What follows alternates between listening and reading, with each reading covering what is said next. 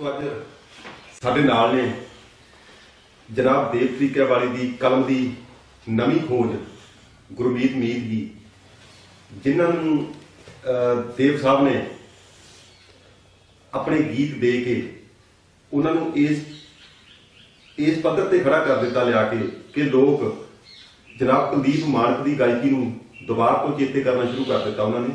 ਸੋ ਕੁਝ ਅੱਜ ਪਲ ਆਪਾਂ ਸਾਂਝੇ ਕਰਾਂਗੇ ਗੁਰਮੀਤ ਮੀਤ ਜੀ ਨਾਲ। ਸਾਡੇ ਨਾਲ ਨੇ ਜਨਾਬ ਦੇਵ ਤਰੀਕਿਆਵਾਲੀ ਜੀ, ਉਹਨਾਂ ਨਾਲ ਵੀ ਗੱਲਬਾਤ ਕਰਾਂਗੇ। ਸੋ ਗੁਰਮੀਤ ਮੀਤ ਦੀ ਗਾਇਕੀ ਬਾਰੇ, ਉਹਨਾਂ ਦੇ ਜੀਵਨ ਸਫ਼ਰ ਬਾਰੇ, ਉਹਨਾਂ ਦੀ ਦੇਵ ਤਰੀਕਿਆਵਾਲੀ ਨਾਲ ਮੇਲ ਕਿਸ ਤਰ੍ਹਾਂ ਹੋਇਆ, ਇਹਦੇ ਬਾਰੇ ਕੁਝ ਗੱਲਾਂ ਬਾਤਾਂ ਤੁਹਾਡੇ ਨਾਲ ਸਾਂਝੀਆਂ ਕਰਾਂਗੇ ਅੱਜ। ਸੋ ਗੁਰਮੀਤ ਜੀ, ਸਭ ਤੋਂ ਪਹਿਲਾਂ ਮੈਂ ਪੁੱਛਣਾ ਚਾਹੂੰਗਾ ਕਿ ਬਾਪੂ ਜੀ ਨਾਲ ਤੁਹਾਡਾ ਮੇਲ ਕਿਸ ਤਰ੍ਹਾਂ ਹੋਇਆ? ਮੋਹਿਤ ਜੀ, ਬਾਪੂ ਜੀ ਦੇ ਨਾਲ ਮੇਲ ਮੇਰਾ ਸਿੱਧਾ ਨਹੀਂ ਹੋਇਆ। ਬਾਪੂ ਜੀ ਦੇ ਨਾਲ ਮੇਲ ਮੇਰਾ ਕਰਵਾਇਆ ਗੁਰਧਿਆਨ ਸਿੰਘ ਖਰੋੜ ਜੀ, ਜੋ ਕਿ ਪਟਿਆਲੇ ਤੋਂ ਕੇ ਐਂਟਰਟੇਨਮੈਂਟ ਦੇ ਮਾਲਕ ਆ। ਠੀਕ। ਉਹਨਾਂ ਦਾ ਇੱਕ ਪ੍ਰੋਗਰਾਮ ਰਾਜਪੁਰੇ ਦੇ ਵਿੱਚ ਲਾਈਵ ਸ਼ੋਅ ਉਹਨਾਂ ਨੇ ਕਰਵਾਇਆ ਮੇਰੇ ਕੋਲੋਂ। ਮੈਂ ਦੁਬਈ ਦਾ ਟੂਰ ਕਰਕੇ ਉਦੋਂ ਨਵਾਂ ਆਇਆ ਸੀਗਾ ਤੇ ਉਸ ਪ੍ਰੋਗਰਾਮ ਦੌਰਾਨ ਜੇ 3-3.5 ਘੰਟੇ ਪ੍ਰੋਗਰਾਮ ਚੱਲਿਆ ਤੇ ਉਹਦੇ ਵਿੱਚ ਲਗਭਗ ਜਿਹੜਾ 2-2.5 ਘੰਟੇ ਜਿਹੜਾ ਪ੍ਰੋਗਰਾਮ ਸੀ ਉਹ ਮਾਨਕ ਸਾਹਿਬ ਦੇ ਆਲੇ ਦੁਆਲੇ ਘੁੰਮਿਆ, ਕਿਉਂਕਿ ਉਹਨਾਂ ਦੇ ਗਾਏ ਹੋਏ ਗੀਤ, ਬਾਪੂ ਜੀ ਦੇ ਲਿਖੇ ਹੋਏ ਗੀਤ, ਮਾਂ ਹੁੰਦੀ ਏ ਮਾਂ ਦੁਨੀਆ ਵਾਲਿਓ, ਛੇਤੀ ਕਰ ਸਰਵਣ ਬੱਚਾ ਪਾਣੀ ਪਿਲਾ ਦੇ, ਤੇਰੇ ਟਿੱਲੇ ਤੋਂ ਸੂਰਤ ਦੀ, ਸਾਰੇ ਗੀਤ ਉਹਨਾਂ ਦੇ ਗਾਏ, ਉਹਨਾਂ ਦੇ ਗਾਏ ਔਰ ਫਰਮਾਇਸ਼ ਹੀ ਉਹਨਾਂ ਦੇ ਗੀਤਾਂ ਦੀ ਹੋਈ। ਤੇ ਜਦੋਂ ਉਹ ਪ੍ਰੋਗਰਾਮ ਪੂਰਾ ਕੰਪਲੀਟ ਹੋ ਗਿਆ, ਉਸ ਤੋਂ ਬਾਅਦ ਗੁਰਧਿਆਨ ਸਿੰਘ ਖਰੋੜ ਆ ਕੇ ਕਹਿੰਦੇ ਵੀ ਮੀਤ, ਤੂੰ ਜਿਹੜੇ ਗੀਤ ਗਾ ਰਿਹਾ ਨਾ ਉਹ ਗੀਤ ਤੇਰੇ ਗਾਉਣ ਵਾਲੇ ਨਹੀਂ ਹੈਗੇ, ਤੂੰ ਹੋਰ ਗੀਤਾਂ ਦਾ ਮਾਲਕ ਹੈ। ਤੇਰੀ ਜਿਹੜੀ ਆਵਾਜ਼ ਆ ਉਹ ਕਲੀਆਂ ਵਾਲੀ ਆ, ਲੋਕ ਤੱਥਾਂ ਵਾਲੀ ਆ, ਲੋਕ ਗੀਤਾਂ ਵਾਲੀ ਆ, ਤੇ ਤੂੰ ਅੱਜ ਕੱਲ ਦੇ ਜ਼ਮਾਨੇ ਨੂੰ ਫਾਲੋ ਕਰ ਰਿਹਾ। ਕਹਿੰਦੇ ਤੂੰ ਛੱਡ ਤੇ ਬਾਪੂ ਦੇਵ ਤਰੀਕਿਆਵਾਲੀ ਨਾਲ ਰਾਬਤਾ ਕਰ ਲਾ, ਨੰਬਰ ਲੱਭ ਲਾ ਤੇ ਜਾ ਕੇ ਮਿਲ ਲਾ, ਮੈਂ ਤੇਰਾ ਉਹ ਰਿਕਾਰਡ ਕਰੂੰਗਾ। ਔਰ ਉਹਨਾਂ ਨੇ ਮੈਨੂੰ ਸਪੈਸ਼ਲ ਪ੍ਰਾਈਜ਼ ਵੀ ਦਿੱਤਾ ਉਹਨਾਂ ਨੇ। ਕੀ ਬਾਤ ਆ ਜੀ। ਗੁਰਮੀਤ ਜੀ ਦੀ ਆਵਾਜ਼ ਨੂੰ ਪਛਾਣਿਆ ਉਹਨਾਂ ਨੇ ਕਿ ਇਹ ਆਵਾਜ਼ ਆਮ ਆਵਾਜ਼ ਨਹੀਂ ਹੈ ਕੋਈ, ਇਹ ਤਾਂ ਬਹੁਤ ਖਾਸ ਆਵਾਜ਼ ਆ ਜਿਹੜੀ ਸਿਰਫ ਤੇ ਸਿਰਫ ਦੇਵ ਤਰੀਕਿਆਵਾਲੀ ਦੀ ਕਲਮ ਵਾਸਤੇ ਬਣੀ ਆ। ਸ਼ਾਇਦ ਉਹਨਾਂ ਦੀ ਇਹ ਜਿਹੜੀ ਖੋਜ ਸੀ ਬਹੁਤ ਹੀ ਸੁਭਾਵਿਕ ਸੀ ਔਰ ਬੜੀ ਹੀ ਇੱਕ ਨਵੀਂ ਖੋਜ ਸੀ, ਕਿਉਂਕਿ ਦੇਵ ਆਪਣੇ ਜਦੋਂ ਕੁਲਦੀਪ ਮਾਨਕ ਸਾਹਿਬ ਦਾ ਸਵਰਗਸ ਹੋਏ ਨੇ, ਉਸ ਤੋਂ ਬਾਅਦ ਇੱਕ ਜਿਹੜਾ ਖਲਾਅ ਪੈਦਾ ਹੋਇਆ ਸੀ ਸਾਡੀ ਪੰਜਾਬੀ ਗਾਇਕੀ ਦੇ ਵਿੱਚ, ਉਸ ਨੂੰ ਭਰਨ ਵਾਸਤੇ ਜੇ ਕੋਈ ਅੱਜ ਨਵੀਂ ਆਵਾਜ਼ ਸਾਡੇ ਸਾਹਮਣੇ ਆ ਰਹੀ ਹੈ ਤਾਂ ਉਹ ਗੁਰਮੀਤ ਮੀਤ ਜੀ ਆ। ਸੋ ਬਹੁਤ ਵਧੀਆ ਗੱਲ ਆ ਕਿ ਇਹਨਾਂ ਨੂੰ ਦੇਵ ਤਰੀਕਿਆਵਾਲੀ ਨਾਲ ਮਿਲਾਉਣ ਵਾਲੇ ਜਿਹੜੇ ਵੀਰ ਜੀ ਨੇ, ਉਹਨਾਂ ਨੇ ਬਹੁਤ ਹੀ ਨੇਕ ਕੰਮ ਕੀਤਾ, ਕਿਉਂਕਿ ਇਹਨਾਂ ਦੀ ਆਵਾਜ਼ ਬਣੀ ਹੀ ਦੇਵ ਤਰੀਕਿਆਵਾਲੀ ਦੀ ਕੰਮ ਵਾਸਤੇ ਹੈ। ਕਿਉਂਕਿ ਇਹਨਾਂ ਦੀ ਆਵਾਜ਼ ਵੀ ਕੁਲਦੀਪ ਮਾਨਕ ਦੀ ਆਵਾਜ਼, ਕੁਲਦੀਪ ਮਾਨਕ ਦੇ ਇਸ ਦੁਨੀਆ ਤੋਂ, ਫਾਨੀ ਦੁਨੀਆ ਤੇ ਜਾਣ ਤੋਂ ਬਾਅਦ ਦੇਵ ਤਰੀਕਿਆਵਾਲੀ ਦੀ ਕਲਮ ਵੀ ਇੱਕ ਤਰ੍ਹਾਂ ਸੁੰਨੀ ਹੋ ਚੁੱਕੀ ਸੀ ਜਿੱਥੋਂ ਤੱਕ ਮੈਨੂੰ ਲੱਗਦਾ। ਸੋ ਉਸ ਆਵਾਜ਼ ਨੂੰ, ਉਸ ਖਲਾਅ ਨੂੰ ਭਰਨ ਵਾਸਤੇ ਗੁਰਮੀਤ ਮੀਤ ਦੀ ਆਵਾਜ਼ ਬੇਹੱਦ ਕਾਰਗਰ ਸਾਬਤ ਹੋਵੇਗੀ। ਇਹਦੇ ਬਾਰੇ ਮੈਂ ਬਾਪੂ ਜੀ ਤੋਂ ਵੀ ਪੁੱਛਣਾ ਚਾਹੂੰਗਾ। ਬਾਪੂ ਜੀ, ਤੁਸੀਂ ਗੁਰਮੀਤ ਮੀਤ ਬਾਰੇ ਤੁਸੀਂ ਕੀ ਕਹੋਗੇ? ਬਰਦਰ ਇਹ ਗੱਲ ਇਹ ਆ ਵੀ ਅੱਜ ਕੱਲ੍ਹ ਦੇ ਨਾ ਬੰਦੇ ਗੀਤਾਂ ਦਾ ਰੁਝਾਨ ਪੈਦਾ ਹੋ ਗਿਆ ਤੇ ਮੈਂ ਕਾਫੀ ਸਮਾਂ ਸੋਚਦਾ, ਹੁਣ ਵੀ ਸੋਚਦਾ ਰਹਿਣਾ, ਪਹਿਲਾਂ ਵੀ ਸੋਚਦਾ ਸੀ ਮਾਨ ਦੇ ਜਾਣ ਤੋਂ ਬਾਅਦ ਵੀ ਇਹ ਕਿਤੇ ਮਿੱਥ ਨਾ ਬਣ ਜਾਵੇ, ਇਹਨੂੰ ਤੋੜਦਾ ਜਾਵੇ ਤਾਂ ਚੰਗੀ ਗੱਲ, ਕਿਉਂਕਿ ਪੰਜਾਬ ਦਾ ਸੁਭਾਅ ਇਹਨਾਂ ਗੀਤਾਂ ਦੇ ਵਿੱਚ ਨਹੀਂ ਹੈਗਾ। ਇਹ ਪੰਜਾਬ ਦੇ ਬੱਚਿਆਂ ਨੂੰ ਸੁਣਾਏ ਜਾ ਰਹੇ ਨੇ, ਫੀਲ ਕੀਤੇ ਜਾਂਦੇ ਪੰਜਾਬੀਆਂ ਨੂੰ, ਪੰਜਾਬ ਦਾ ਰੂਪ ਰੇਖਾ ਬਦਲਦੀ ਜਾਂਦੀ ਆ। ਪੰਜਾਬ ਤਾਂ ਅੱਗੇ ਹੀ ਬੋਲਿਆ ਫਿਰਦਾ। ਬਿਲਕੁਲ। ਸਾਨੂੰ ਜਿੰਨੇ ਅਸੀਂ ਲਿਖਣ ਵਾਲੇ ਹਾਂ ਤੇ ਇਹ ਗਾਇਕ ਲੋਕ ਕਲਾਕਾਰ ਨੇ, ਇਹਨਾਂ ਸਾਰਿਆਂ ਨੂੰ ਸੋਚਣਾ ਚਾਹੀਦਾ ਵੀ ਸਾਡਾ ਪੰਜਾਬ ਕਿਸੇ ਨਾ ਕਿਸੇ ਤਰ੍ਹਾਂ ਬਚ ਜਾਵੇ, ਇਹਨੂੰ ਵਿਗਾੜੀਏ ਨਾ। ਵਿਗਾੜਨ ਵਾਲੇ ਤਾਂ ਬਹੁਤ ਲੋਕ ਬੈਠੇ ਨੇ ਜਿਹੜੇ ਵਿਗਾੜ ਰਹੇ ਨੇ, ਮੈਂ ਨਾਮ ਨਹੀਂ ਲੈਂਦਾ ਉਹਨਾਂ ਨੂੰ। ਕਹਿੰਦਾ ਮੈਂ ਇਹ ਮਿੱਥ ਨੂੰ ਤੋੜਨ ਲਈ ਕਾਫੀ ਢੇਰ ਸਮੇਂ ਤੋਂ ਸੋਚ ਆਉਂਦਾ ਸੀ ਵੀ ਯਾਰ ਹੁਣ ਕੀ ਬਣੂ, ਗਾਇਕੀ ਕਿੱਥੇ ਤੁਰ ਗਈ ਆ, ਕੋਈ ਮਾਨਕ ਚ ਰਹਿ ਗਿਆ, ਕੋਈ ਹੋਰ ਇਹਦਾ ਬਦਲ ਨਹੀਂ ਆ ਰਿਹਾ। ਪਰ ਜਦੋਂ ਮੈਨੂੰ ਗੁਰਮੀਤ ਦਾ ਟੈਲੀਫੋਨ ਆਇਆ, ਖਰੋੜ ਨੇ ਇਹਨਾਂ ਨੂੰ ਕਿਹਾ ਕਿਤੇ ਵੀ ਮੈਂ ਤੁਹਾਨੂੰ ਜੀ ਮਿਲਣਾ ਚਾਹੁੰਦਾ, ਮੈਂ ਕੁਲਦੀਪ ਮਾਨਕ ਵਾਂਗੂ ਗਾਉਣਾ, ਮੈਂ ਤੂੰ ਬਈ ਆ ਜਾ ਮਿਲ ਲਾ ਮੈਨੂੰ ਆ ਕੇ। ਤੇ ਮੈਨੂੰ ਆਪ ਸੀ ਇਸ ਦੀ ਇੱਛਾ ਵੀ ਕੋਈ ਬੰਦਾ ਆ ਜਾਵੇ। ਮੇਰੇ ਕੋਲ ਆਉਂਦੇ ਹੋਰ ਵੀ ਲੋਕ ਆਉਂਦੇ, ਹੁਣ ਵੀ ਕਹੀ ਜਾਂਦੇ ਆ ਟੈਲੀਫੋਨ ਦੇ ਪ੍ਰੋਗਰਾਮ ਆ ਗਏ, ਮੈਂ ਕੁਲਦੀਪ ਮਾਨਕ ਵਰਗਾ ਗਾਉਣਾ, ਕੁਲਦੀਪ ਮਾਨਕ ਵਰਗਾ ਗਾਉਣਾ।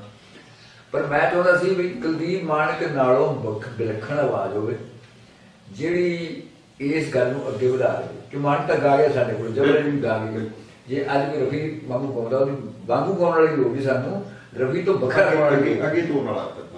ਤੇ ਇਹਨੇ ਮੈਨੂੰ ਸੁਣਾਇਆ ਕਿ ਪਿੰਡ ਆਇਆ ਮੇਰੇ ਕੋਲੇ। ਮੈਂ ਜੋ ਸੁਣਿਆ ਮੈਂ ਮਨ 'ਚ ਸੋਚਿਆ ਵੀ ਇਹ ਤੂੰ ਬਾਰੀ ਜਿੱਤ ਲੇਗਾ ਦੇਵ, ਕਿਉਂਕਿ ਜਿਹੜੀ ਤੂੰ ਤੇਰੇ ਕੋਲੇ ਆਵਾਜ਼ ਆਈ ਆ ਹੁਣ।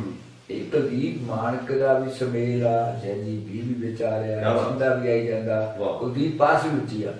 ਇਹ 4-5 ਆਵਾਜ਼ਾਂ ਦਾ ਸਮੇਲ ਹੋਇਆ ਰਿਹਾ। ਇਹ ਬੰਦਾ ਕੁਛ ਕਰ ਸਕਦਾ। ਮੈਂ ਇਹਨੂੰ ਕਿਹਾ, ਮੈਂ ਕਿਹਾ ਵੀ ਗੁਰਮੀਤ ਇੱਕ ਗੱਲ ਆ, ਜਿਹੜਾ ਤੈਂ ਪਹਿਲਾਂ ਕੈਸਟਾਂ ਗਾਈਆਂ ਜਾਂ ਗੀਤ ਗਾ ਰਹੇ, ਜਿਨ੍ਹਾਂ ਨੇ ਤੈਨੂੰ ਭੇਜਿਆ ਉਹਨਾਂ ਦੀ ਸੋਚ ਸਹੀ ਆ ਤੇਰੀ ਆਵਾਜ਼ ਮੁਤਾਬਕ। ਜੇ ਤੂੰ ਇੱਧਰ ਲੱਗਣਾ ਚਾਹੁੰਦਾ ਤਾਂ ਤੇਰੀ ਮਰਜ਼ੀ ਆ। ਇਹ ਰਸਤਾ ਬੜਾ ਪੈਂਦਾ, ਬੜਾ ਮੁਸ਼ਕਿਲ ਆ। ਬਿਲਕੁਲ, ਕਿਉਂਕਿ ਲੋਕਾਂ ਦੇ ਉੱਪਰ ਗੰਦੇ ਗੀਤਾਂ ਦਾ ਅਸਰ ਬਹੁਤ ਹੋ ਗਿਆ। ਉਹ ਮਿਥ ਨੂੰ ਆਪਾਂ ਤੋੜਨਾ, ਬਿਲਕੁਲ ਜੇ ਤੋੜ ਲਿਆਂਗੇ ਫਿਰ ਆਪਣੀ ਸ਼ਾਬਾਸ਼ ਹੈ। ਤੇ ਇਹਦੇ ਲਫ਼ਜ਼ ਸੀ ਵੀ ਮੈਂ ਕੋਸ਼ਿਸ਼ ਕਰੂੰ ਪੂਰੀ, ਪਰ ਮੈਂ ਅਸਕੇ ਮੰਨਦਾ ਇਹਨੇ ਜਿਹੜੀ ਪਹਿਲੀ ਇਹਦੀ ਕੈਸਟ ਆਈ ਸੁਣੀ CD ਆਈ, ਉਹਦੇ ਵਿੱਚ ਇਹਨੇ ਕਾਫੀ ਰਦੋ ਬਦਲ ਲਿਆ ਤਾ, ਇੱਕ ਪ੍ਰਚਾਰ ਜਿਹਾ ਲਿਆ। ਬਿਲਕੁਲ, ਜਿਹੜੀ ਹੁਣੇ ਦੀ ਕੀਤੀ ਹੈ ਕੈਸਟ, ਉਹ ਮੈਂ ਦਾਅਵਾ ਕਰਦਾ ਪੰਜਾਬ ਦੇ ਲੋਕਾਂ ਨਾਲ ਵੀ ਗੁਰਮੀਤ ਮੀਤ ਅੱਗੇ ਨਾਲੋਂ 100 ਕਦਮ ਗਾਂਹ ਚਲਿਆ ਗਿਆ। ਔਰ ਪੰਜਾਬੀਆਂ ਲਈ ਇਹ ਬਹੁਤ ਬਿਹਤਰ ਗੱਲ ਹੋਊਗੀ ਜੇ ਇਹਨਾਂ ਗੀਤਾਂ ਨੂੰ ਮੁੜ ਕੇ ਸੁਣਨ। ਤੇ ਆਹ ਜਿਹੜਾ ਸਾਡੇ ਕੋਲ ਨਸ਼ਿਆਂ ਦਾ ਦਰਿਆ ਵਗਦਾ, ਪਾਣੀ ਦਾ ਪ੍ਰਦੂਸ਼ਿਤ ਹੋ ਗਿਆ, ਪਾਣੀ ਨੀਵਾਂ ਚਲਿਆ ਗਿਆ, ਗੰਦੇ ਗੀਤ ਅਸੀਂ ਚੈਨਲ ਤੇ ਰੋਜ਼ ਦੇਖਦੇ ਹਾਂ, ਅੱਧ-ਨੰਗੀਆਂ ਕੁੜੀਆਂ ਦੇਖਦੇ ਹਾਂ, ਇਹਨਾਂ ਤੋਂ ਅਸੀਂ ਬਚ ਸਕਦੇ ਹਾਂ। ਕਿਉਂਕਿ ਸਾਡਾ ਵਿਰਸਾ ਹੀ ਗੁਰਬਾਣੀ ਆ, ਜਾਂ ਸਾਡਾ ਵਿਰਸਾ ਲੋਕ ਕਥਾਵਾਂ ਨੇ। ਬਿਲਕੁਲ, ਜਿਹੜੀ ਤੀਜੀ ਰਦੋਂ ਬਦਲਾਇਆ ਨਾ, ਤੀਜੀ ਗੱਲ ਆ ਚੁੱਕੀ ਆ। ਉਹਨੇ ਜਦੋਂ ਤੀਜੀ ਯਾਦ ਆਉਂਦੀ ਆ, ਪੌੜਾ ਪੈਂਦਾ ਹੀ ਪੈਂਦਾ। ਇਹ ਸਾਰਾ ਪੰਜਾਬ ਦੇ ਵਿੱਚ ਜਿਹੜੇ ਗੰਦੇ ਗੀਤਾਂ ਦਾ ਰਲਾਨ ਗਿਆ, ਤੀਜੀ ਯਾਦ ਆ ਚੁੱਕੀ ਆ, ਇਹਨੇ ਪੌੜਾ ਹੀ ਪਾਤਾ। ਇਸ ਲਈ ਇਹਦੇ ਮੈਂ ਸ਼ਾਬਾਸ਼ ਕਹਿਣਾ, ਤੇ ਇਹਨੂੰ ਮੈਂ ਫਿਰ ਵੀ ਇਹ ਪਰਮਾਤਮਾ ਅੱਗੇ ਲਈ ਅਰਦਾਸ ਕਰਦਾ ਵੀ ਸੱਚੇ ਪਾਤਸ਼ਾਹ ਇਹਨੂੰ ਬਲ ਬਖਸ਼, ਇਹਨੂੰ ਇੰਨੀ ਤਗੜੀ ਆਵਾਜ਼ ਦੇ ਕਿ ਇਹ ਦੱਸ ਦੇਵੇ ਲੋਕਾਂ ਨੂੰ ਆ ਕੇ ਗੀਤ ਗਾਏ। ਜਿਸ ਤਰ੍ਹਾਂ ਬਾਪੂ ਜੀ ਨੇ ਦੱਸਿਆ ਕਿ ਗੁਰਮੀਤ ਮੀਤ ਕੋਈ ਆਮ ਗਾਇਕ ਨਹੀਂ ਹੈ। ਇਹ ਅੱਖ ਹੈ ਬਾਪੂ ਦੇਵ ਤਰੀਕਿਆਂ ਵਾਲੇ ਦੀ, ਜਿਨ੍ਹਾਂ ਨੇ ਪਛਾਣਿਆ ਕਿ ਇਹ ਜੈਜੀ ਬੀ, ਕੁਲਦੀਪ ਮਾਨਕ, ਕੁਲਦੀਪ ਪਾਰਸ, ਸੁਰਿੰਦਰ ਸ਼ਿੰਦਾ, ਇਹ ਸਾਰੀਆਂ ਆਵਾਜ਼ਾਂ ਦਾ ਸੁਮੇਲ ਹੈ ਗੁਰਮੀਤ ਮੀਤ। ਸੋ ਇਹ ਜਦੋਂ ਗਾਏਗਾ ਤਾਂ ਕੁਦਰਤੀ ਗੱਲ ਹੈ ਕਿ ਜਿਹੜੀ ਅੱਜ ਦੀ ਗਾਇਕੀ ਹੈ, ਜੋ ਪ੍ਰਦੂਸ਼ਣ ਨਾਲ ਭਰੀ ਹੋਈ ਹੈ, ਹਰ ਪਾਸੇ ਮਾਰ ਧਾੜ, ਨਗੇਜ, ਲੱਚਰਤਾ, ਉਸ ਤੋਂ ਬਿਲਕੁਲ ਹਟਵੀਂ ਗਾਇਕੀ ਜੇ ਬਾਪੂ ਜੀ ਨੂੰ ਕਿਤੇ ਨਜ਼ਰ ਆਈ ਤਾਂ ਉਹ ਗੁਰਮੀਤ ਵਿੱਚ ਨਜ਼ਰ ਆਈ ਆ। ਸੋ ਅਸੀਂ ਵੀ ਉਮੀਦ ਕਰਦੇ ਹਾਂ ਕਿ ਉਹ ਗੁਰਮੀਤ ਬਾਪੂ ਜੀ ਦੀਆਂ ਉਮੀਦਾਂ ਤੇ ਪੂਰਾ ਖਰਾ ਉਤਰੇਗਾ। ਸੋ ਮੈਂ ਗੁਰਮੀਤ ਜੀ ਨੂੰ ਪੁੱਛੂੰਗਾ ਕਿ ਜਿਹੜੇ ਤੁਹਾਡੀ ਪਹਿਲੀ ਕੈਸਟ CD ਬਾਪੂ ਜੀ ਦੇ ਗੀਤਾਂ ਦੀ ਸੀ, ਤੁਹਾਡਾ ਉਹਦੇ ਬਾਰੇ ਕੀ ਕਹਿਣਾ ਵਾ? ਸੁਣੀ ਕਰਨੈਲ ਸਿੰਘ ਬਾਰੇ। ਸੁਣੀ ਕਰਨੈਲ ਸਿੰਘ ਨੇ ਮੇਰਾ ਲਾਈਫ ਸਟਾਈਲ ਚੇਂਜ ਕਰ ਦਿੱਤਾ। ਔਰ ਮੈਂ ਸਮਝਦਾ ਕਿ ਜਦੋਂ ਬਾਪੂ ਜੀ ਹਮੇਸ਼ਾ ਕਿਹਾ ਕਰਦੇ, ਗੰਦੇ ਗੀਤਾਂ ਦੀ ਗੱਲ ਹੁੰਦੀ ਆ, ਗੰਦੇ ਗਾਣਿਆਂ ਦੀ ਗੱਲ ਹੁੰਦੀ ਆ, ਪੋਲਿਊਸ਼ਨ ਦੀ ਗੱਲ ਹੁੰਦੀ ਆ, ਜਦੋਂ ਉਹਨਾਂ ਦੀ ਗੱਲ ਹੁੰਦੀ ਆ ਨਾ, ਤੇ ਬਾਪੂ ਜੀ ਤਾਂ ਬਹੁਤ ਟੀਸੀ ਸਮਝਦਾ ਇਹਨਾਂ ਨੂੰ। ਸਮਝ ਨਾਲ ਮੇਰੇ ਵੀ ਕੁਝ ਨਹੀਂ ਹੁੰਦਾ। ਪਰਮਾਤਮਾ ਨੇ ਪੰਜਾਬ ਨੂੰ, ਹਿੰਦੁਸਤਾਨ ਨੂੰ ਬਹੁਤ ਵੱਡੀ ਕਲਮ ਬਖਸ਼ੀ ਆ। ਮਾਨਕ ਸਾਹਿਬ ਦੀ ਆਵਾਜ਼, ਕਿੰਨਾ ਕੁਝ ਦਿੱਤਾ ਇਹਨਾਂ ਨੇ ਰਲ ਕੇ। ਔਰ ਸੁਣੀ ਕਰਨੈਲ ਸਿੰਘ ਦੀ ਜਦੋਂ ਗੱਲ ਆਉਂਦੀ, ਜਦੋਂ ਇਹਨਾਂ ਗੀਤਾਂ ਦੀ ਗੱਲ ਹੁੰਦੀ ਆ, ਉਹ ਦੂਜੇ ਸਾਰੇ ਕੰਜਰਖਾਨੇ ਤੋਂ ਅਸੀਂ ਸਾਈਡ ਤੇ ਹੋ ਜਾਂਦੇ, ਸਾਡਾ ਬਚਾਅ ਹੋ ਜਾਂਦਾ ਔਰ ਸਾਨੂੰ ਪਿਆਰ ਨਾਲ, ਸਤਿਕਾਰ ਨਾਲ ਨਵਾਜ਼ਿਆ ਜਾਂਦਾ। ਔਰ ਲੋਕ ਸਾਨੂੰ ਘਰਾਂ 'ਚ ਬਿਠਾ ਕੇ ਸਾਡੇ ਨਾਲ ਗੱਲ ਕਰਨਾ ਚਾਹੁੰਦੇ ਆ, ਸਾਡੇ ਨਾਲ ਫੋਨ ਤੇ ਗੱਲ ਕਰਨਾ ਚਾਹੁੰਦੇ ਆ, ਸਾਨੂੰ ਮਿਲਣਾ ਚਾਹੁੰਦੇ ਆ। ਮੈਂ ਸਮਝਦਾ ਕਿ ਮੇਰੀ ਜ਼ਿੰਦਗੀ ਦੀ ਬਹੁਤ ਵੱਡੀ ਅਚੀਵਮੈਂਟ ਆ। ਮੇਰੇ ਕੋਲ ਸ਼ਬਦ ਨਹੀਂ ਹੈਗੇ ਜਿਹੜੇ ਹੁਣ ਨਵੀਂ ਕੈਸਟ ਵਿੱਚ ਬਾਪੂ ਜੀ ਨੇ ਗੀਤ ਦੇ ਦੇ। ਮੇਰਾ ਖਿਆਲ ਆ ਵੀ ਮੀਤ ਮਰ ਜਾਣਾ, ਕਦੇ ਉਹ ਗੀਤ ਨਹੀਂ ਮਰ। ਸੋ ਦੋਸਤੋ, ਜਿਸ ਤਰ੍ਹਾਂ ਗੁਰਮੀਤ ਜੀ ਨੇ ਦੱਸਿਆ ਕਿ ਬਾਪੂ ਜੀ ਦੇ ਗੀਤ ਗਾਉਣ ਤੋਂ ਬਾਅਦ ਉਹਨਾਂ ਦੀ ਜ਼ਿੰਦਗੀ ਪੂਰੀ ਤਰ੍ਹਾਂ ਬਦਲ ਗਈ। ਉਹਨਾਂ ਦਾ ਜਿਹੜਾ ਸਰੋਤਿਆਂ ਦਾ ਦਾਇਰਾ ਸੀ ਉਹ ਟੋਟਲੀ ਚੇਂਜ ਹੋ ਗਿਆ, ਬਿਲਕੁਲ ਹੀ ਬਦਲ ਗਿਆ। ਨਵੇਂ ਸਰੋਤੇ ਲੱਖਾਂ ਦੀ ਗਿਣਤੀ ਨਹੀਂ, ਸ਼ਾਇਦ ਕਰੋੜਾਂ ਦੀ ਗਿਣਤੀ ਦੀ ਪੂਰੇ ਦੁਨੀਆ ਤੋਂ ਇਹਨਾਂ ਦੇ ਨਾਲ ਆ ਜੁੜੇ। ਸੋ ਇਹਨਾਂ ਦੇ ਇਹ ਤਾਂ ਮੰਨਣਾ ਹੀ ਪਵੇਗਾ ਆਪਾਂ ਨੂੰ ਕਿ ਗੁਰਮੀਤ ਜੀ ਨੇ ਚਾਹੇ ਪਹਿਲਾਂ ਬਹੁਤ ਕੁਝ ਗਾਇਆ ਹੋ, ਸ਼ਾਇਦ ਉਹਨਾਂ ਮਕਬੂਲ ਨਹੀਂ ਹੋ ਸਕਿਆ। ਜਿੰਨੀ ਮਕਬੂਲੀਅਤ ਇਹਨਾਂ ਨੂੰ ਬਾਪੂ ਜੀ ਦੇ ਗੀਤ ਗਾ ਕੇ, ਜਿਹੜੇ ਪਹਿਲੀ CD ਇਹਨਾਂ ਨੇ ਕੱਢੀ ਆ ਸੁਣੀ ਕਰਨੈਲ ਸਿੰਘ, ਉਹ ਗਾ ਕੇ ਜੋ ਮਕਬੂਲੀਅਤ ਇਹਨਾਂ ਨੇ ਹਾਸਲ ਕੀਤੀ ਆ, ਤੇ ਉਹ ਮੈਨੂੰ ਲੱਗਦਾ ਵੀ ਉਹ ਲਾਮਿਸਾਲ ਆ। ਇੰਨੇ ਥੋੜੇ ਟਾਈਮ ਵਿੱਚ ਕੁਦਰਤੀ ਗੱਲ ਆ ਕਿ ਉਹ ਜਿਹੜੀ ਕਲਮ ਸੀ, ਉਹ ਤਾਕਤ, ਮੈਂ ਗੁਰਮੀਤ ਜੀ ਨਾਲੋਂ ਜ਼ਿਆਦਾ, ਮੈਂ ਇਹਨਾਂ ਤੋਂ ਮਾਫੀ ਮੰਗਦੇ ਹੋਏ ਕਹੂੰਗਾ ਵੀ ਉਹਦੇ ਵਿੱਚ ਜ਼ਿਆਦਾ ਰੋਲ ਬਾਪੂ ਜੀ ਦੀ ਕਲਮ ਦਾ ਸੀ। ਬਿਲਕੁਲ, ਉਹ ਕਲਮ ਨੇ ਇਹਨਾਂ ਨੂੰ ਇਸ ਬੁਲੰਦੀ ਤੱਕ ਲੈ ਕੇ ਆਂਦਾ। ਸੋ ਜੇ ਕੁਲਦੀਪ ਮਾਨਕ ਦੀ ਗਾਇਕੀ ਦੇ ਕੋਈ ਵਾਰਸ ਮਿਲਿਆ ਹੈ, ਸਹੀ ਵਾਰਸ, ਜੇ ਪੰਜਾਬ ਦੇ ਲੋਕ ਸਮਝਦੇ ਹੋਣ ਇਸ ਗੱਲ ਨੂੰ, ਤਾਂ ਪੰਜਾਬ ਦੇ ਲੋਕਾਂ ਵਾਸਤੇ ਇੱਕ ਤੋਹਫਾ ਹੈ ਗੁਰਮੀਤ ਮੀਤ। ਉਹਨਾਂ ਵਾਸਤੇ ਜਿਹੜੇ ਕੁਲਦੀਪ ਮਾਨਕ ਦੀ ਗਾਇਕੀ ਨੂੰ ਪਿਆਰ ਕਰਦੇ ਨੇ, ਜਿਹੜੇ ਲੋਕ ਗਥਾਵਾਂ ਨੂੰ ਪਿਆਰ ਕਰਦੇ ਨੇ, ਜਿਹੜੇ ਸਾਡੇ ਕਲੀਆਂ ਨੂੰ ਪਿਆਰ ਕਰਦੇ ਨੇ, ਜਿਹੜੇ ਕਿੱਸਿਆਂ ਨੂੰ ਪਿਆਰ ਕਰਦੇ ਨੇ ਲੋਕ, ਉਹਨਾਂ ਵਾਸਤੇ ਗੁਰਮੀਤ ਲੀਤ ਦੀ ਗਾਇਕੀ ਤਾਂ ਇੱਕ ਤੋਹਫਾ ਬਣ ਕੇ ਉਹਨਾਂ ਨੂੰ ਮਿਲੀ ਆ, ਜੋ ਉਹਨਾਂ ਦੀ ਕੁਲਦੀਪ ਮਾਨਕ ਦੀ ਵਿਰਾਸਤ ਨੂੰ ਅੱਗੇ ਜ਼ਰੂਰ ਤੋਰੂਗੀ। ਤੇ ਦੂਸਰੀ ਗੱਲ ਜਿਹੜੀ ਬਾਪੂ ਜੀ ਦੀ ਕਲਮ ਜਿਹੜੀ ਸੁੰਨੀ ਹੋ ਗਈ ਸੀ, ਇੱਕ ਖਿਲਾਫ ਪੈਦਾ ਹੋ ਗਿਆ ਸੀ, ਉਹਨੂੰ ਫੇਰ ਤੋਂ ਰਵਾਨਗੀ ਮਿਲੀ ਆ। ਇਹੀ ਨਤੀਜਾ ਹੈ ਕਿ ਅੱਜ ਬਾਪੂ ਜੀ ਨੇ ਇੱਕ ਹੋਰ CD ਦਾ ਮੈਟਰ ਪੂਰਾ ਤਿਆਰ ਕਰਕੇ ਗੁਰਮੀਤ ਨੂੰ ਦਿੱਤਾ, ਜਿਹੜਾ ਕੁਝ ਹੀ ਦਿਨਾਂ ਵਿੱਚ ਰਿਲੀਜ਼ ਹੋ ਜਾਵੇਗੀ। ਨਾਮ ਦੱਸਿਆ ਸੀ ਉਹਨਾਂ ਨੇ ਬਾਪੂ ਜੀ ਨੇ, ਬੁਰੀ ਲੋਕ ਤੱਥ ਹੈ ਜੀ, ਬੁਰੀ ਹੁੰਦੀ ਆ। ਹਾਂ, ਲੋਕ ਤੱਥਾਂ ਨਾਲ ਭਰਪੂਰ CD ਆ, ਜਿਹਦੇ 'ਚ ਲੋਕ ਕਥਾਵਾਂ ਵੀ ਨੇ, ਕਵੀਆਂ ਵੀ ਨੇ, ਕਿੱਸੇ ਵੀ ਨੇ। ਸੋ ਉਹ ਕੈਸਟ ਕੁਝ ਹੀ ਦਿਨਾਂ ਵਿੱਚ ਤੁਹਾਡੇ ਰੂਬਰੂ ਹੋ ਜਾਵੇਗੀ। ਉਮੀਦ ਕਰਦਾ ਕਿ ਸਾਰਿਆਂ ਨੂੰ ਬਹੁਤ ਪਸੰਦ ਆਵੇਗੀ। ਸੋ ਮੈਂ ਅੱਗੇ ਗੱਲ ਕਰਨਾ ਚਾਹੂੰਗਾ ਬਾਪੂ ਜੀ, ਅੱਜ ਦੀ ਗਾਇਕੀ ਬਾਰੇ ਤੁਸੀਂ ਕੀ ਕਹਿਣਾ ਚਾਹੋਗੇ? ਇਹਨੂੰ ਮੋੜਾ ਕਿਸੇ ਤਰ੍ਹਾਂ ਪੈ ਸਕਦਾ ਕਿ ਨਹੀਂ? ਦੇਖੋ ਜੀ, ਪੰਜਾਬ ਜਿਹੜਾ ਨਾ ਇਹ ਉਹ ਖਿੱਤਾ ਜਿਨ੍ਹਾਂ ਨੇ ਹਰ ਮੌਕੇ ਆਪਣੀ ਬਾਂਹ ਦੇ ਉੱਪਰ ਬਾਤ ਚਲੇ, ਹਰ ਬਾਤ ਤੇ ਬਿਲਕੁਲ, ਤੇ ਇਹ ਫਿਰ ਵੀ ਜਿਉਂਦਾ ਰਿਹਾ। ਬਿਲਕੁਲ। ਕਿੰਨੇ ਫਿਰ ਦੋ ਬਦਲਾਏ, ਕਿੰਨਾ ਲਹਿਰਾਂ ਉੱਠੀਆਂ ਤੇ ਫਿਰ ਇਹ ਸ਼ਾਂਤ ਰਹਿ ਜਾਂਦਾ। ਇਹ 10 ਸਾਲ ਤੱਕਦਾ ਹੁੰਦਾ, 10 ਸਾਲ ਬਾਅਦ ਫਿਰ ਸ਼ਾਂਤ ਹੋ ਜਾਂਦਾ ਹੈ। ਬਿਲਕੁਲ। ਮੈਨੂੰ ਪੂਰੀ ਆਸ ਆ ਜਿਹੜਾ ਮੇਰੇ ਤਪਿਆ ਹੋਇਆ ਹੈ ਨਾ, ਇਹਨੇ ਸ਼ਾਂਤ ਹੋਣਾ ਹੀ ਹੈ। ਇਹਦੇ ਜਿਹੜੇ ਪਿੰਡੇ ਦੇ ਉੱਪਰ ਫੋੜੇ ਕੱਢਣ ਲੱਗੇ ਹੋਏ ਨੇ, ਗੰਦੇ ਗੀਤਾਂ ਹੀ ਧੀਆਂ ਭੈਣਾਂ ਦੇ ਕੱਪੜੇ ਲਾਉਣ ਲੱਗੇ ਹੋਏ ਨੇ ਗੀਤਾਂ ਦੇ ਵਿੱਚ, ਗੀਤਾਂ ਨੂੰ ਨਿਰਵਸਤਰ ਕਰ ਰਹੇ ਨੇ, ਪੰਜਾਬ ਦੀ ਰੂਹ ਨੂੰ ਨਿਰਵਸਤਰ ਕਰ ਰਹੇ ਨੇ। ਪੰਜਾਬ ਨੇ ਕਦੇ ਮਾਫ ਨਹੀਂ ਕਰਨੇ, ਨਾ ਬਣਾਉਣ ਵਾਲਾ ਸਮਾਂ ਮਾਫ ਕਰੂਗਾ। ਇਹ ਜ਼ਰੂਰ ਵਕਤ ਆ ਵੀ ਇਹਦੇ ਉੱਪਰ ਇੱਕ ਵੇਰੀ ਮਿੱਟੀ ਪਊਗੀ, ਨੇੜੀਆਂ ਜਾਂਦੀਆਂ ਨੇ, ਬਾਰਿਸ਼ ਹੁੰਦੀ ਆ, ਫਿਰ ਕਹਿੰਦੇ ਦਾ ਅਸਮਾਨ ਸਾਫ ਹੋ ਜਾਂਦਾ ਜੀ। ਇਹ ਤਾਂ ਜੋ ਹੋਣਾ ਇਹ ਤਾਂ ਹੋ ਹੀ ਜਾਣਾ। ਇਹ ਜਿੰਨਾ ਮਰਜ਼ੀ ਰੌਲਾ ਪਾ ਲੈਣ, ਇੱਕ ਨੌ ਨਹੀਂ ਬਣੇ। ਬਦਮਾਸ਼ੀ ਨਾਲ ਨੌ ਬਣਾਉਣਾ ਬਹੁਤ ਸੌਖਾ ਤੇ ਚੰਗੇ ਕੰਮਾਂ ਨਾਲ ਬਣਾਉਣਾ ਔਖਾ, ਟਾਈਮ ਲੱਗਦਾ। ਚੰਗੇ ਨੌ ਦੇਖੋ, ਜਿੱਥੇ ਲੋਕ ਲਚਰਤਾ ਨੂੰ ਲੈ ਕੇ ਆ ਰਹੇ ਨੇ ਇਹ ਗਾਇਕ, ਉੱਥੇ ਇਹਨਾਂ ਦਾ ਨੌ ਵੀ ਨਾਲ ਖਤਮ ਹੀ ਹੋ ਰਿਹਾ। ਬਿਲਕੁਲ, ਇਹ ਬਹੁਤਾ ਸਮਾਂ ਨਹੀਂ ਰਹਿਣਾ, ਇਹਨਾਂ ਨੇ ਖਤਮ ਹੋਣਾ। ਜਿਹੜਾ ਵਧੀਆ ਗਾਊਗਾ, ਵਧੀਆ ਪੰਜਾਬੀ ਦੇ ਕਿੱਸਾ ਕਾਰ ਜਾਂ ਸਾਹਿਤ ਨੂੰ ਜਾਂ ਗੀਤਾਂ ਵੀ ਸ਼ਾਇਰੀ ਹੋਣੀ ਚਾਹੀਦੀ ਆ, ਉਹਨਾਂ ਨੂੰ ਗਾਊਗਾ ਉਹ ਜਿੰਦਾ ਰਹੂਗਾ, ਨਹੀਂ ਬਾਕੀ ਖਤਮ ਹੋ ਜਾਣਗੇ ਥੋੜੇ ਸਾਹਮਣੇ। ਬਾਕੀ ਜਿੱਦਾਂ ਬਾਪੂ ਜੀ ਦੀ ਆਸ ਬੰਦਾ, ਸ਼ਾਇਦ ਪੰਜਾਬ ਦੇ ਉਹ ਸਾਰੇ ਸਰੋਤਾ ਵਰਗ ਜਿਹੜਾ ਮਾਮੂ ਜੀ ਨੂੰ ਪਿਆਰ ਕਰਨ ਵਾਲਾ, ਉਹ ਸਾਰਿਆਂ ਨੂੰ ਇਹ ਉਮੀਦ ਹੈ ਔਰ ਆਸ ਹੈ ਕਿ ਆਉਣ ਵਾਲੇ ਸਮੇਂ ਵਿੱਚ ਇਹ ਜਿਹੜੀ ਲਚਰਤਾ ਦੀ ਧੁੰਦ ਸਾਡੀ ਗਾਇਕੀ ਤੇ ਆ ਪਈ ਆ, ਇਹ ਖਰੂਦ ਜਿਹੜਾ ਪੈ ਰਿਹਾ ਸੀ ਸਮਾਜ ਦੇ ਵਿੱਚ, ਇਹ ਕਿਸੇ ਵੇਲੇ ਖਤਮ ਹੋਊਗਾ। ਕਿਉਂਕਿ ਗਾਇਕੀ ਤਾਂ ਸ਼ਾਇਦ ਕਿਤੇ ਨਜ਼ਰ ਹੀ ਨਹੀਂ ਆਉਂਦੀ ਅੱਜ ਦੀ ਡੇਟ 'ਚ।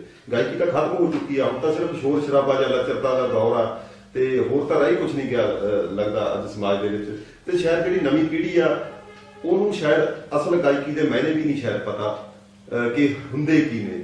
ਸੋ ਮੈਂ ਤਾਂ ਇੱਕ ਵਾਰੀ ਫੇਰ ਸਾਰਿਆਂ ਨੂੰ ਗੁਜ਼ਾਰਿਸ਼ ਕਰੂੰਗਾ ਕਿ ਜਿਨ੍ਹਾਂ ਨੇ ਪੰਜਾਬੀ ਗਾਇਕੀ ਨੂੰ ਸਮਝਣਾ, ਉਹ ਕੁਲਦੀਪ ਮਾਨਕ ਦੀਆਂ ਕਲੀਆਂ ਨੂੰ ਸੁਣਨ, ਸਾਰੇ ਪੁਰਾਣੇ ਗੀਤਾਂ ਨੂੰ ਸੁਣਨ। ਉਹਦੇ ਵਿੱਚੋਂ ਤੁਹਾਨੂੰ ਰਿਸ਼ਤਿਆਂ ਦੀ ਵਰਣਮਾਲਾ ਮਿਲੂਗੀ, ਤੁਹਾਨੂੰ ਰਿਸ਼ਤਿਆਂ ਦੀ ਨਵੀਂ ਪਰਿਭਾਸ਼ਾ ਮਿਲੂਗੀ। ਕੁਲਦੀਪ ਮਾਨਕ ਜੀ ਨੇ ਕਿਹੜਾ ਗੀਤ ਨਹੀਂ ਗਾਇਆ ਦੇਖ ਤਰੀਕਿਆਂ ਵਾਲੇ ਦਾ ਲਿਖਿਆ ਹੋਇਆ ਜਿਹੜਾ ਰਿਸ਼ਤਿਆਂ ਤੇ ਆਧਾਰਿਤ ਨਹੀਂ ਸੀ?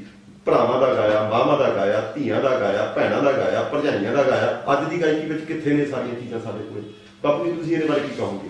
ਅੱਜ ਦੀ ਗਾਇਕੀ ਵਿੱਚ ਰਿਸ਼ਤਿਆਂ ਦੀ ਪਰਿਭਾਸ਼ਾ ਕਿੱਥੇ ਹੈ? ਬਦਲ ਗਈ ਸਭ ਕੁਝ। ਇਹਨਾਂ ਦਾ ਜਿਹੜੀ ਕੈਮਿਸਟਰੀ ਆ ਗੀਤ ਦੀ, ਜਿਹੜੀ ਸਾਡੇ ਰਿਸ਼ਤੇ ਦੀ ਕੈਮਿਸਟਰੀ ਸੀ, ਉਹ ਬਦਲ ਕੇ ਰੱਖਤੀ ਆ। ਔਰ ਕੋਸ਼ਿਸ਼ ਕੀਤੀ ਇਹਨਾਂ ਨੇ। ਭੂਆ ਦਾ ਰਿਸ਼ਤਾ ਬਹੁਤ ਵੱਡਾ ਰਿਸ਼ਤਾ, ਨਾਨਕਿਆਂ ਦਾ ਰਿਸ਼ਤਾ ਬਹੁਤ ਵੱਡਾ ਰਿਸ਼ਤਾ। ਅਸੀਂ ਆਪਣੇ ਬੱਚੇ ਨੂੰ ਨਾਨਕੀ ਭੇਜਦੇ। ਜਦੋਂ ਮੈਂ ਪੜ੍ਹਦਾ ਰਿਹਾ ਨਾ 5ਵੀਂ 6ਵੀਂ 'ਚ, ਮੈਂ ਆਪਣੀ ਮਾਂ ਨਾਲ ਆਪਣੀ ਨਾਨਕੀ ਜਾਣਾ। ਅੱਛਾ, ਜਦੋਂ ਜਾਂ ਭੂਆ ਨੂੰ ਮਿਲਣ ਜਾਣਾ।